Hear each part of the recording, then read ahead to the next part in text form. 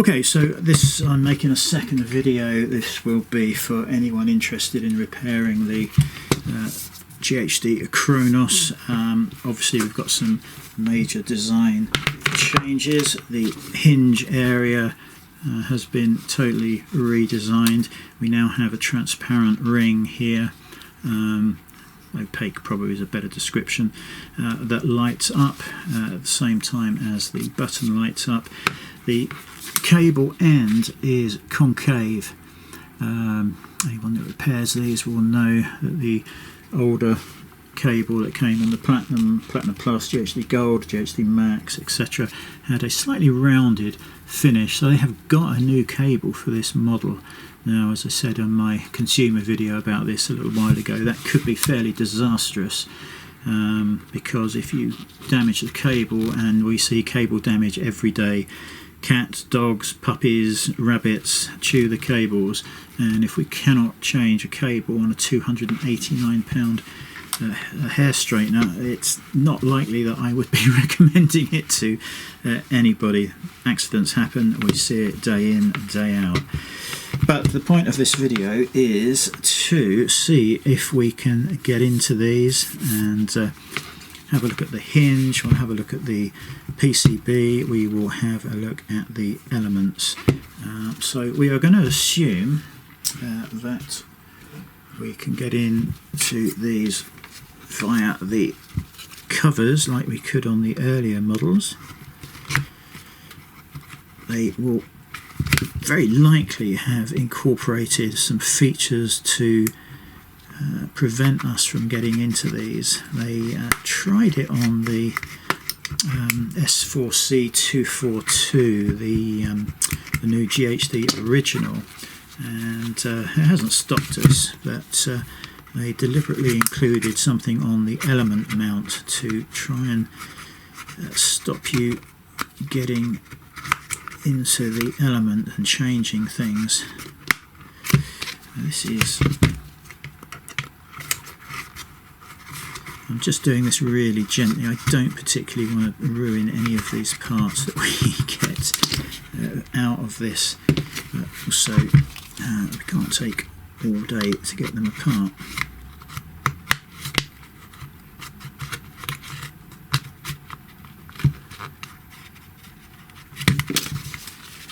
Yeah, they've definitely tried to make this a bit harder, I suspect. Let's see if we can. There we go. Now, the GHD Max had an interesting cover because it's clipped in just at this front end, and it could be that these are also sneakily clipped in. What's going to happen here is when customers or when people that don't know what they're doing start to fiddle with these, they are going to rip these covers off and they're going to snap one or both of these pieces here, and that is going to cause them a big problem because the cover is not likely to sit flush once that has been broken. I am taking videos of this process for our website, so you're going to have to bear with me whilst we do that.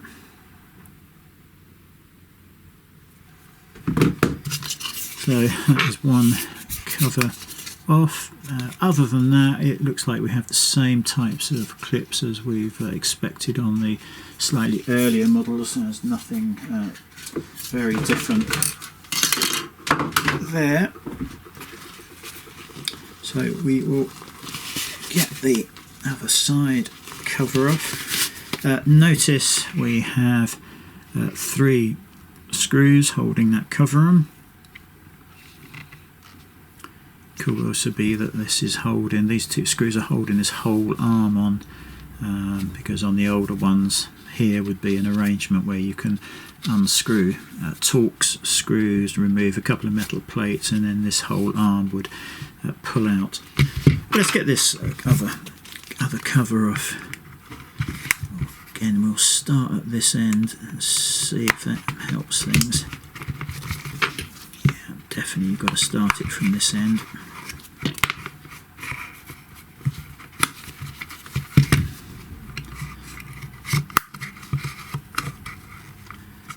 Just being very careful.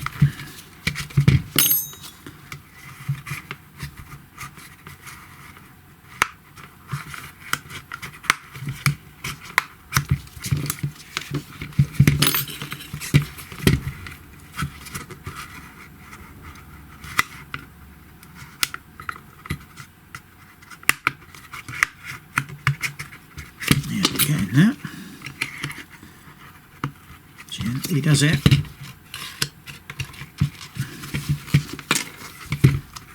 Yeah, that's off. No damage. Fortunately, you've got to be real careful. There's no obvious crack as this releases, so gently is the idea with this. Now, just looking at the holes we've got there, interesting. Another hole just in the middle there, that is matched the other side. It'll be interesting to see what that does on the other side, this little bit here. Okay, so we'll start with the switch side, and we have these 3 screws to remove. Now normally I would be using the power screwdriver, but I just want to do these by hand. Just don't want to exert too much pressure and scratch anything or damage anything. And in case you're thinking that's because I want to reassemble them and send them back to GHD, no, that's not the case. These will be kept for spares. Now, normally that cover will just lift up and out, and indeed it does. Now there is the buzzer arrangement and the switch. Nothing too unusual. But why have we got...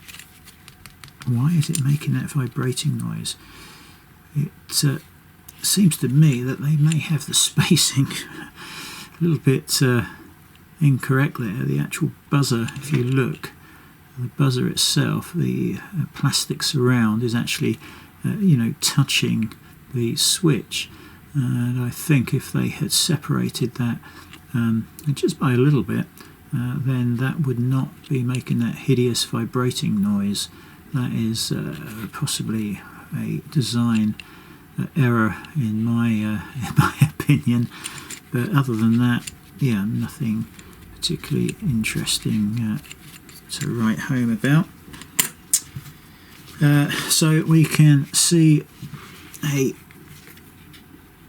little silicon piece in here that is protecting the wires and the connections to the elements. Now interestingly, they have decided to go with soldered elements, soldered wires.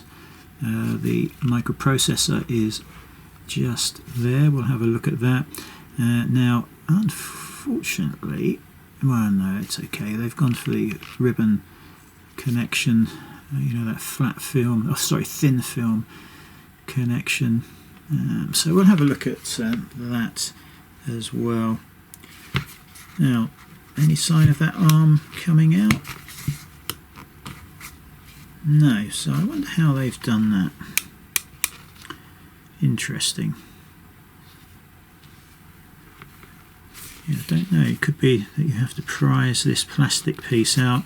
On the old design, this plastic piece would be pushed into place, and then there would be a screw in here that you would tighten up, and that would hold this plastic piece in place, and then you would put the arms back in.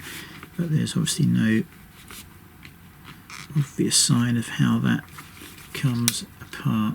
So you might have to prise this out, which again introduces another massive problem of not marking the metal here. So we're going to have to use some sort of plastic spudger to get that out. For the moment, let's just go over to the non-switch side and get the cover off, and then we'll see about lifting the PCBs out with the elements. Soldered elements, well, if they're like the original irons, we are seeing broken wires on those elements pretty much every day. Yeah, again, nothing very interesting on this side. So that's that. Let's get that last screw out. Right, so starting with the switch side, we will just lift out the silicon rubber. That is obviously a custom piece that has not been copied from any of the other models, and it molds itself around the screw pillar that's inside the arms. Now the PCB is clipped in place. Again, if you look, there is a clip. There's one there, and there is one back this way. Now generally they will need to be pushed towards the centre at the same time as you try and lift up everything.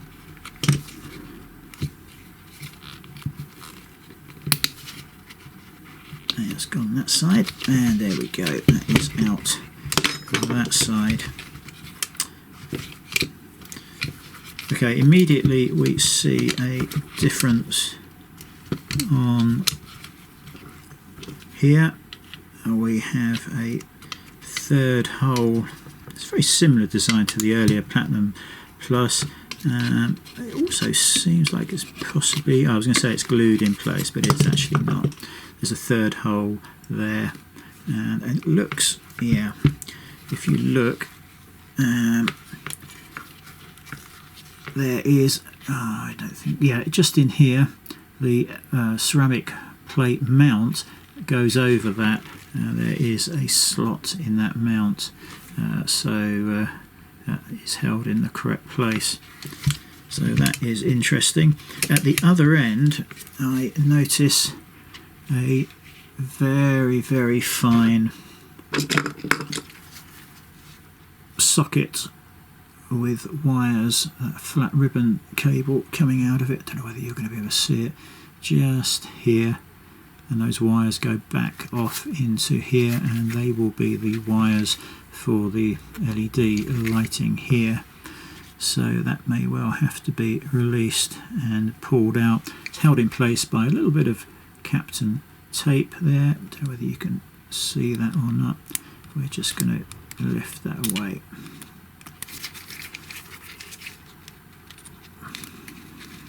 There we go, just a little bit of Captain tape.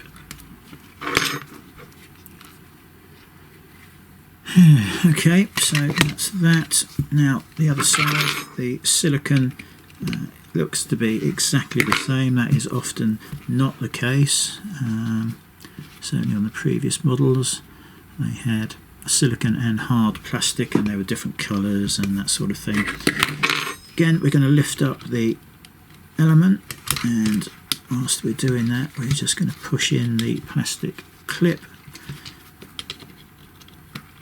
So that side and that side, and we're going to get that piece out. Now this is where it gets interesting. How do these arms come out? They are clearly on a hinge, spring hinge. Looks to me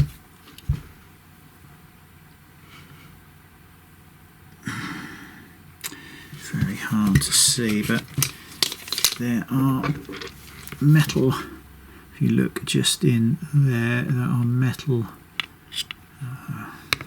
or just in there, I don't know whether you can see this or not, but there's metal that looks like it might go through the plastic, or this plastic arm is looped around it. So now we're going to have to work out how to get that off. There's no signs of screws or anything anywhere. So how sneaky have they been, and where is my plastic spudger? Not something I use very often, so we may have to break the film off and go and find it. I'm just going to try and use this first of all.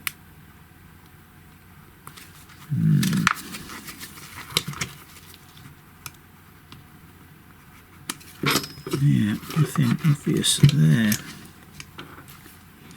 Don't want to damage anything, that's for sure.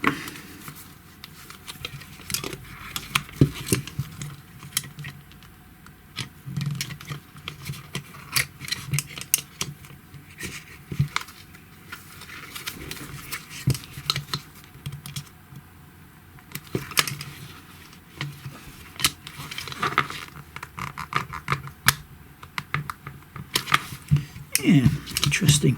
I wonder if they've tried to make these completely non-repairable by designing something that locks in place at the factory. You know, it's a fit once only sort of arrangement and isn't coming out after that.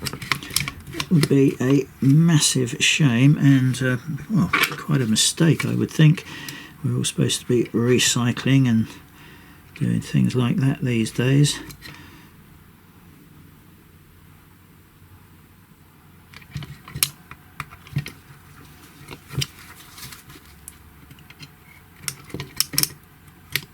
Definitely is flexible.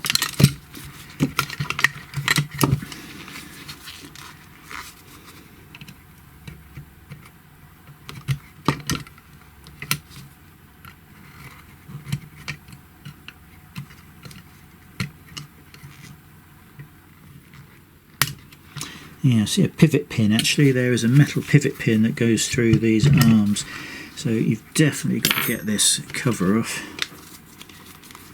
That's how we're going to do that. I have no idea. Oh, there we go. That's coming off a little bit. There we are. So that is off that side. Definitely a plastic spudger required. I think I've probably scraped a bit of metal on there.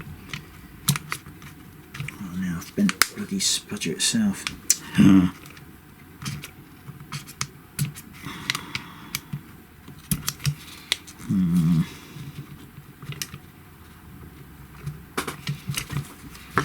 If we can just loosen it up first.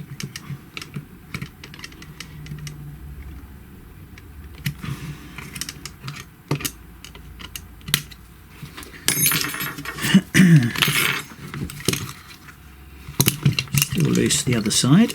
Let's get in here. There we are.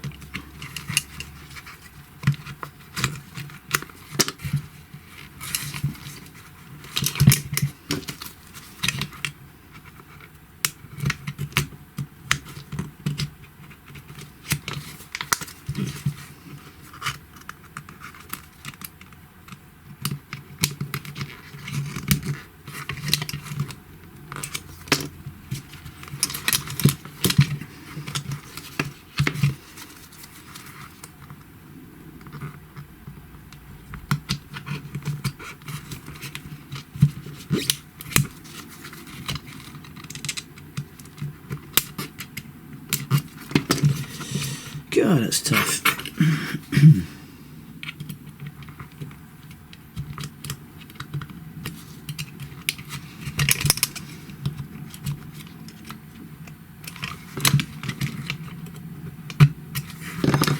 Okay.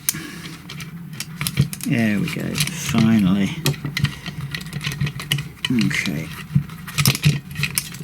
Let's get that out and we'll get a picture of that.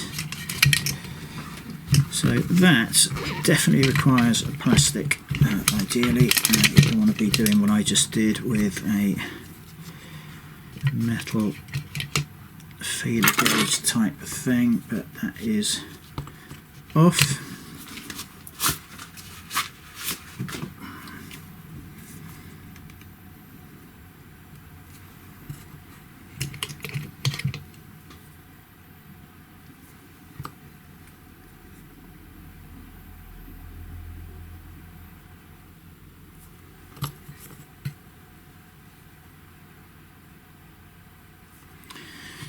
Now, we can now see a spring.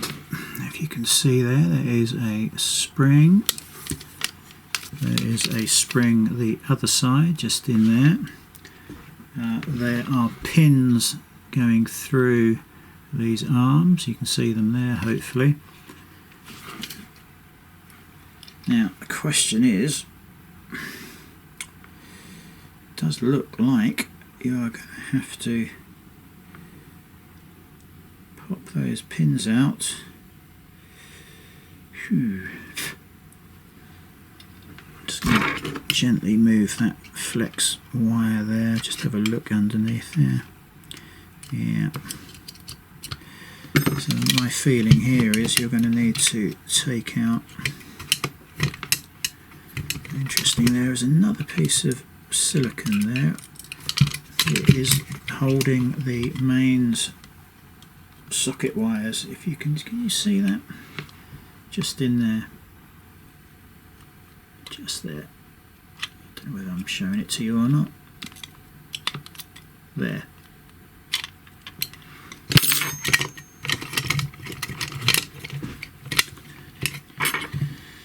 Now, oh, that pin just poked out. Oh, that's interesting. So,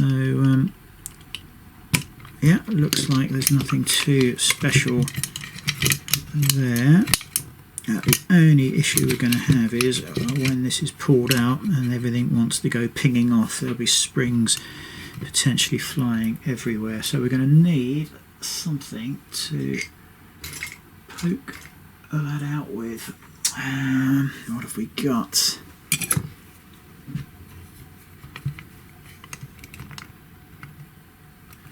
Not a lot to hand.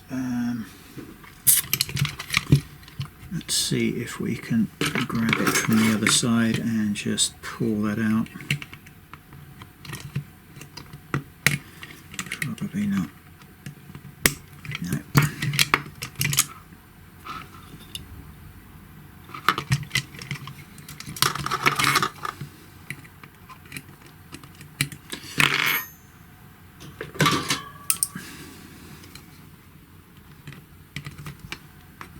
Well, there's one.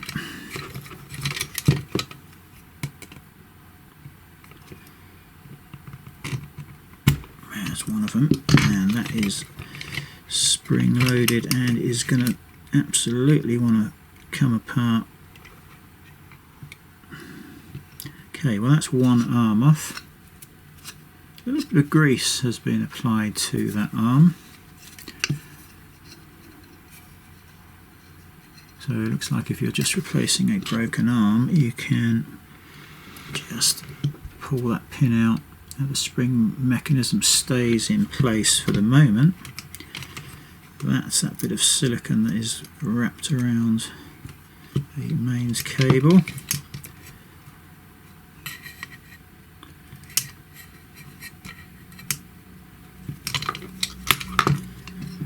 See if I can use this one to push out the other slightly more. There we go. Yeah, so that's not too bad at all. So we'll get those little tiny little pins. You can see they are slightly chamfered off towards the end. There's one.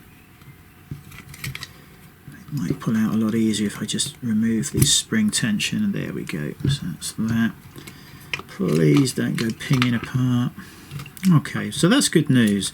If you do need to change an arm, you can do it leaving the spring-loaded mechanism in place. But that is not our concern. Now, are these arms matching? Got the same code numbers, so I believe the arms are matching. That is also good news. Nothing worse than a particular arm snapping all of the time when people tread on these, and you eventually run out of, say, switch arms or whatever. But because both of these are the same, we could potentially repair two pairs of these from, you know, the fact that we've got two arms. So that is good. Now, what is really important is to be able to get this cable out. Now, looks to me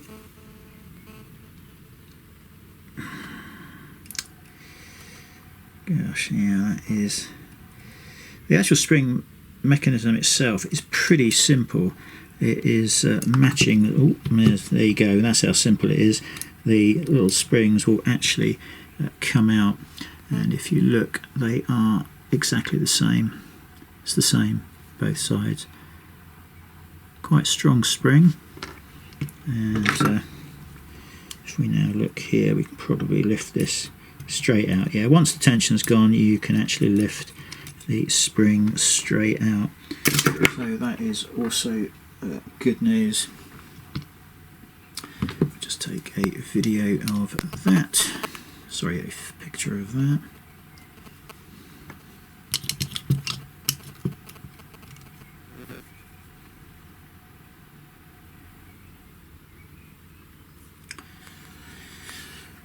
Okay, so that's that and that. Now, I think at this point we are going to have to disconnect this very fragile ribbon cable. This is definitely a glasses off moment. How does this one work? Okay, so it's got a little cover there that lifts out, and then you can just gently pull that out. It says, there we go. So that is very, very fragile. It is a 1, 2, 3, 4-way ribbon cable. 1, 2, 3, yeah, definitely 4-way. And at this point, we really need to know whether we can get this apart. Oh, and interestingly, it just falls out the back. Certainly didn't expect that. Well, okay. So, yeah, well, look, there you go. We have a new white socket there. It looks very much like the clear socket from the older irons, slightly older model. We will just have a little look in comparison. Gosh, it's very, very, very similar. Yeah. You can see on the end here we have a set of LEDs. Yeah. And then they're just literally illuminating this whole plastic socket piece that is holding that in place. It's holding the socket in place. So yeah, that is all good. That feeds back through the plastic here. So next bit, actually, let's give that a photo as well.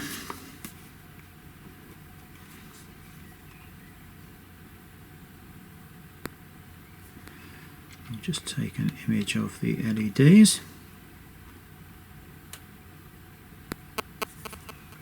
Awful lot of trouble to go to, isn't it? You know, a tiny little circuit board in there, tiny sockets and ribbon cable just to light up the end of the hair straighteners. I mean, that is in a silicone holder. Actually, I thought it was plastic, but it's actually a soft silicone. We've got 1, 2, 3, 4, 5, 6 LEDs.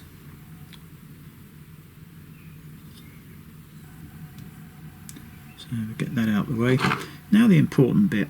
Now on the older model, you squeeze the sides of the retention plastic together, and then you slide the whole thing out.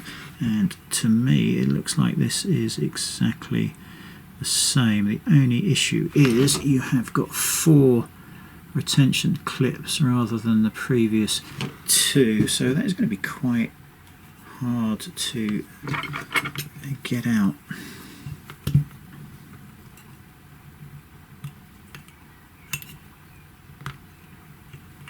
We might have to 3D print something here that compresses all of these parts together.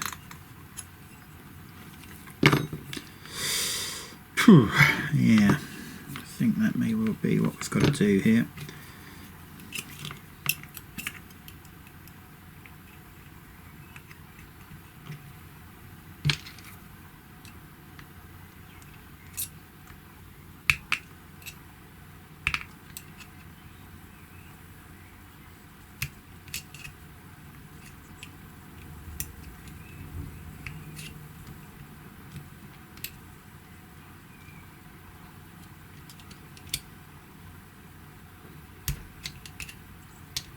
yeah, that is going to need something to be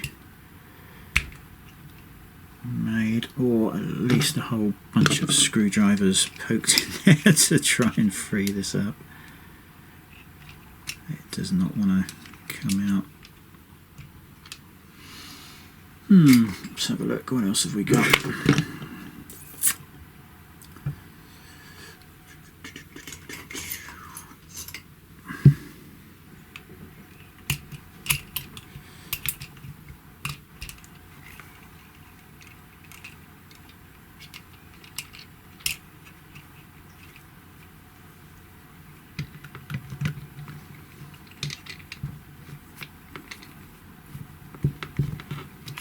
There we go. So yeah, with 4 little tools. Oh no, the cable's different.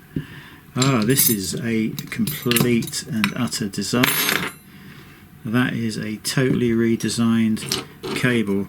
So wow, guys, if you damage your cable on your new £289 hair straighteners, you are going to be buggered. Let's grab a GHD Platinum Plus cable and we'll look at the end. Oh, actually, I am lying. Oh God, are we? Please be the same.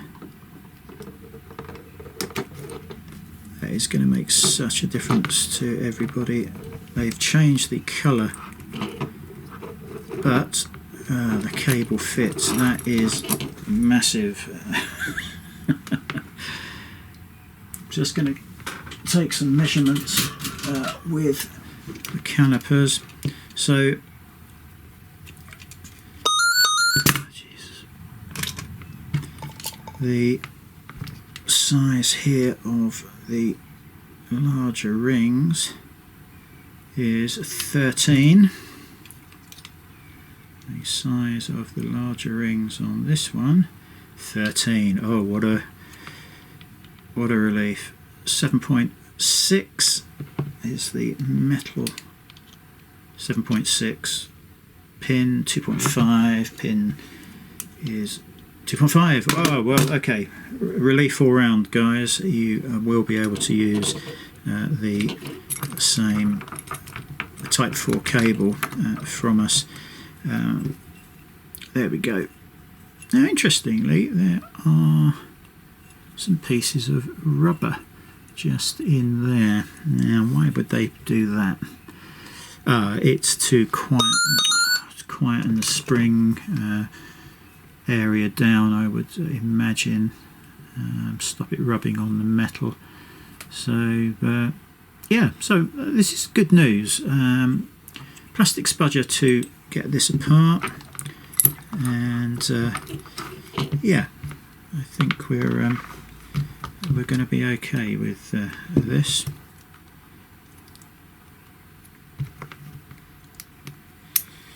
So that's good news.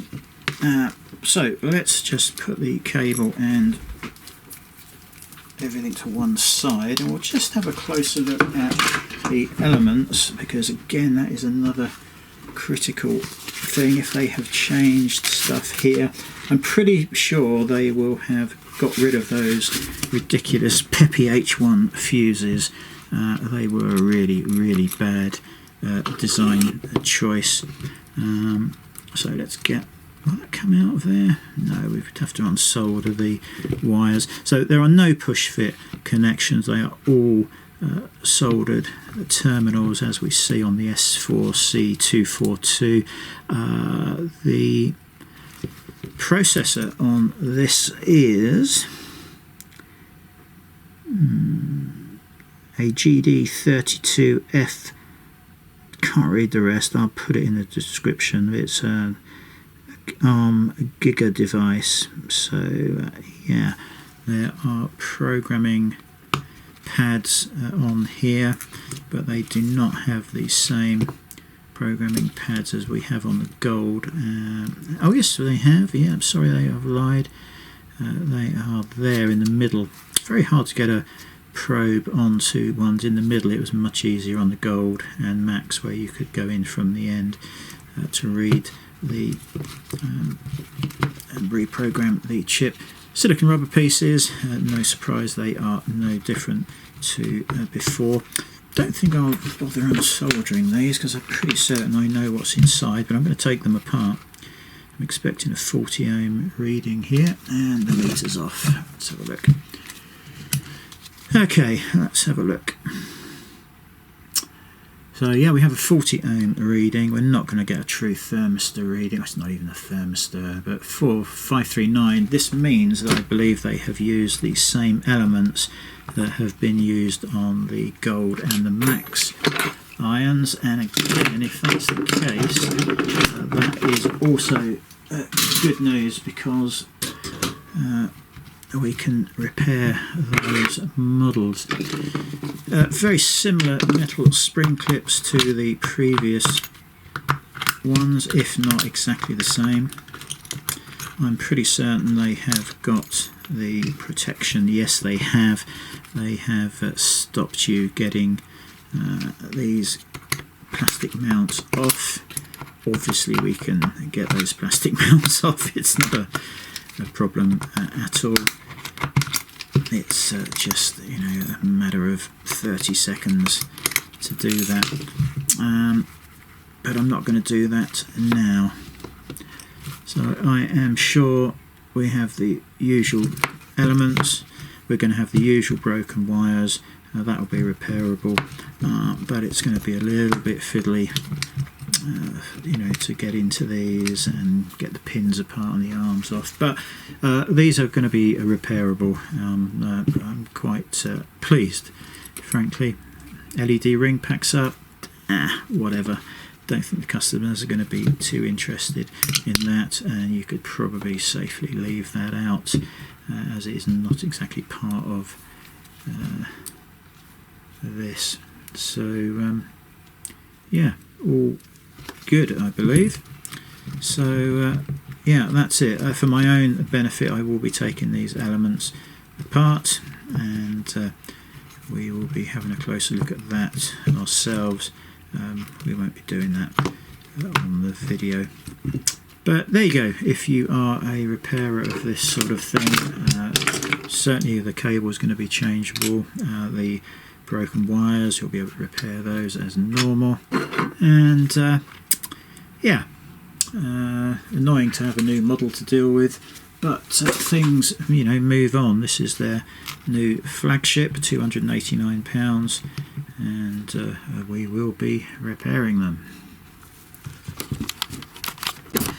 So I'll just tack this on to the end of the video for the engineers. So I've just reassembled these, no particular issues. If you recall, I mentioned the small piece of silicon rubber that goes over the wires, the live neutral wires. Critical you put that back in, also in the right place. There's a little cutout that it sits in, and that actually keeps the wires away from the ribbon cable that runs around the hinge. So I am sure that is part of the safety side of this. Now I have just reassembled these, and I thought to myself, well, I should probably show them working, but I put them all back in the box to go up on the shelf, and then I was going off to process the video. But yeah, no particular issues getting them back together again. It is very straightforward. So there we go with the little flash. See, they've still got that crackling, vibrating noise from this switch being too close to the buzzer. So that's that, and you'll hear it again now when I turn them off. Yeah, but if I hold the button gently so it can't vibrate, you don't get it. Now I can feel that vibration through my finger.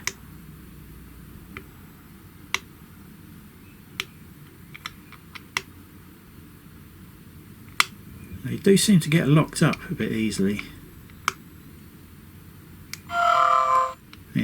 but if you stop that switch from moving, that vibration from the buzzer doesn't cause that hideous noise.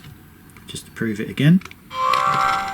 You probably can't hear it, but you're going to have to trust me, it's there, and it's a mistake they've made with the design. Yeah, big mistake. Don't put buzzers right next to parts that can vibrate like that. I showed you earlier on in the video that they're actually overlapping. The ring of the button and the ring of the buzzer are actually overlapping very slightly. God knows why they would do that. I really don't know, but it has caused this vibration problem, which I will look into fixing another day when I've got these videos up. But anyway, just proof that you can take these apart, you can change the cable, you can change broken elements and repair them, and get it all back together again, and it still works just fine. What a design cock-up that is.